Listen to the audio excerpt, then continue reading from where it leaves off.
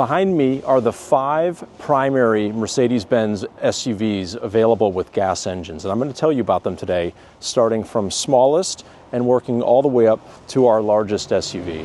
Now remember, the most helpful tip that I can give anybody to learn the Mercedes-Benz lineup for SUVs is remember that they're all going to start with a GL, with the exception of the G Class, of course, and then they are going to have the corresponding letter at the end that matches up with their sedan counterpart.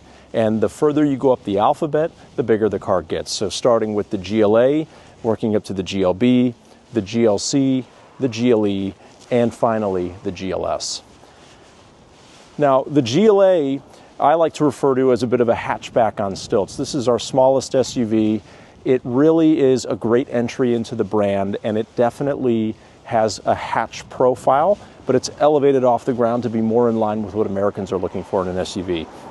The next SUV in the lineup is going to be the GLB, and the GLB is very boxy. It was meant to kind of have a little bit of G-Wagon type styling when it launched, and the GLB is another fun entry point into the brand, a little bit more expensive than the GLA.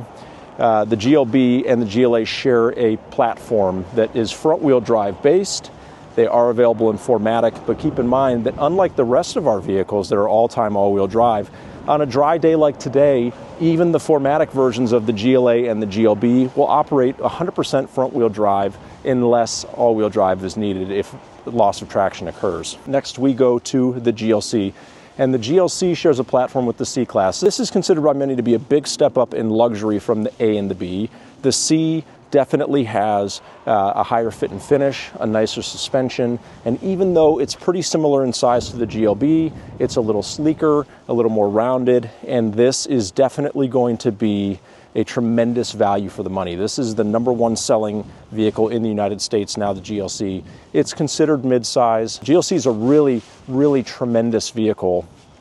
Very happy with the redesign on that. It shares an interior with the C Class. It looks like a mini S-Class interior. And then we move next to the GLE. The GLE is considered by many to be kind of the Goldilocks of the Mercedes-Benz SUV family. This is a true mid-size SUV, a great family vehicle.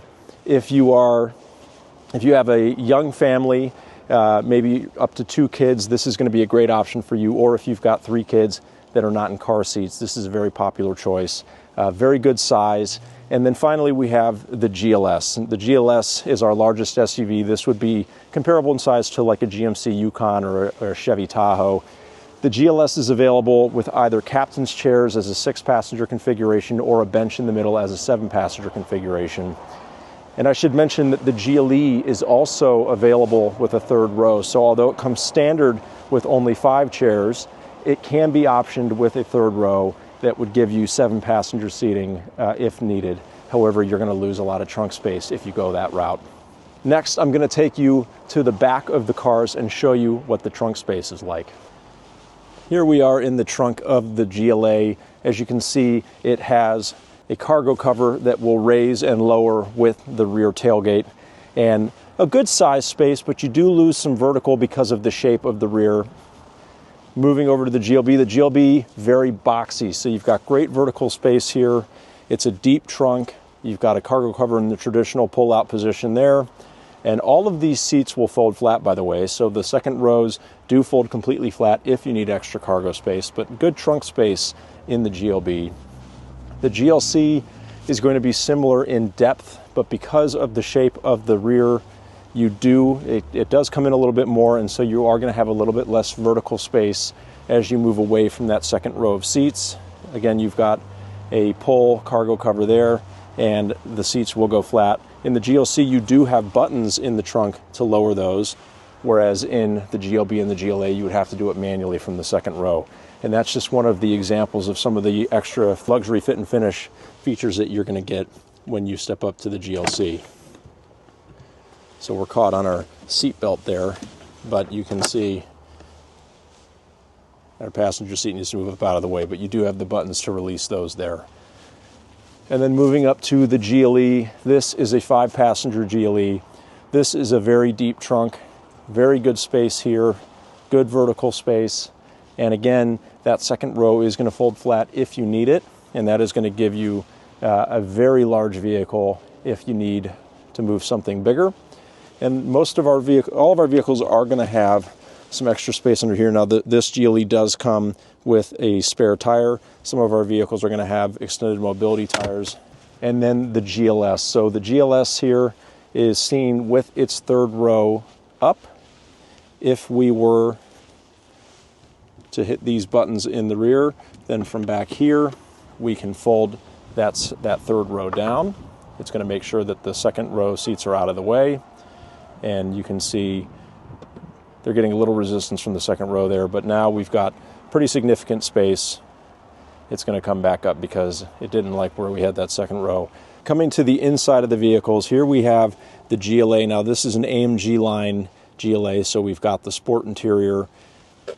The GLA and the GLB are going to have a very similar look as far as the layout, the telematics. You've got dual 10.3-inch screens here. These are all touchscreen. And then you've got a very similar, you've got the wireless charging, cup holder area there, center armrest.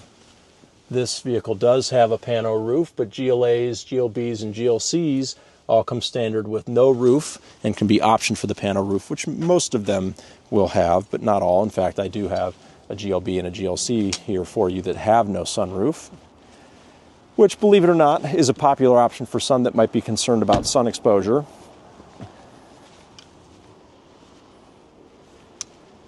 And if I take you over to the GLB, you will see a very similar setup. The only difference is that you've got a little bit of a different look here, but the same screens, same center area, wireless charging, etc.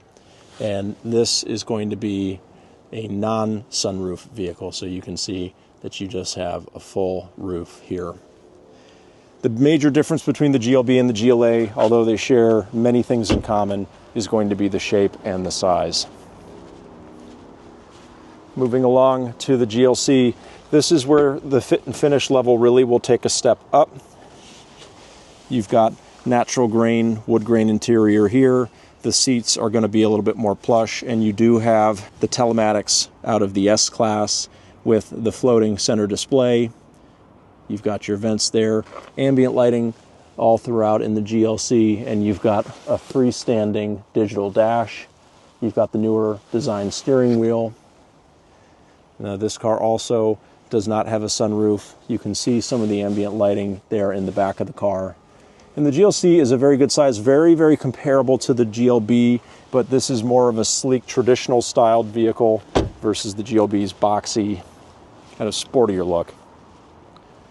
And moving along to the GLE, the GLE and the GLS, if you were sitting in the front seats looking forward, would be virtually indistinguishable. So here in the GLE, we've got a much larger cabin.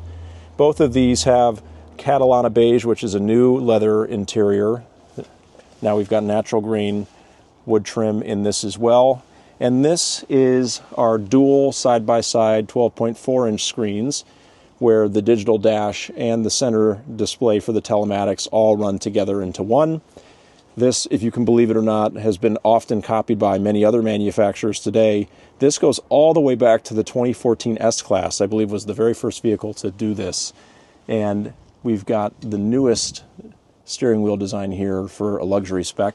And this is a standard sunroof here in the GLE. GLEs come with a standard sunroof and can be optioned to the panoramic sunroof.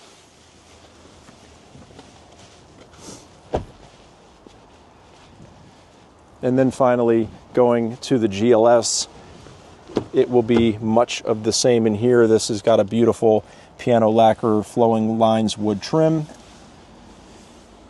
We've got our dual displays side by side.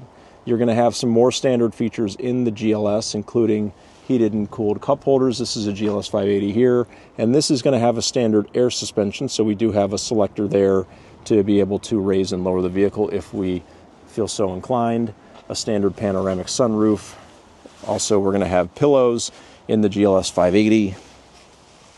And here are our captain's chairs, so you can see captain's chairs with the armrest up and a pass-through to the back, and then our third row in the rear there.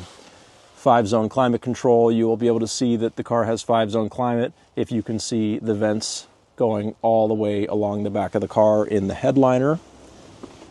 And we have a little bonus cup holder situation back here for the GLS, which is handy for the second row occupants. Now, of course, there are many variants of these vehicles, many different engine choices, and for the GLC and the GLE, we also have coupe variants of these SUVs. So that's going to be the sloped roofline in the back, low production vehicles that are a little bit more sporty in appearance. There is no shortage of options available in the Mercedes-Benz SUV family. And my hope is that this was a very brief overview that shows you the size differences between the five and also kind of some of the interior differences. But starting with GLA to GLB to GLC to GLE and GLS, there is a size and a price point for everyone. The GLA is starting in the mid $45,000 range, and a typical GLS 450 topping out around $120,000, but more often in that $90,000 to $100,000 range. My name is Doug with Benzes and Bowties. Please make sure that you like and subscribe if you like more dealership behind the scenes and Mercedes-Benz and general automotive related content.